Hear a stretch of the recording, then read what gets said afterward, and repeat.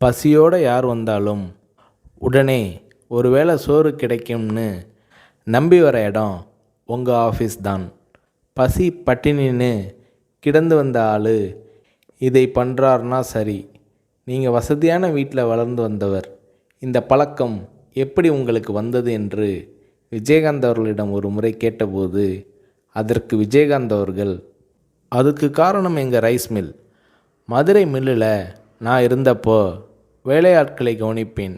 ஒரு தூக்கு சட்டியில் சோறு இருக்கும்.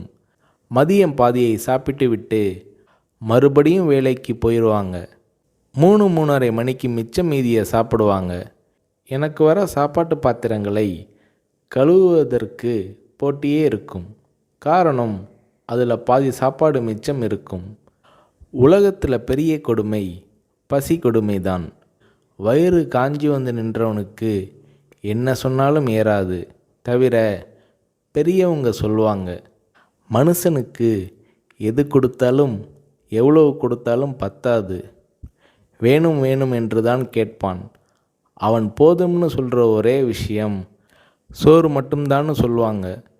அது என் மனசில் பதிஞ்ச விஷயம். என்னால் கொடுக்க முடியுது, செய்கிறேன். நான் சம்பாதிக்கிறது மக்கள் காசு.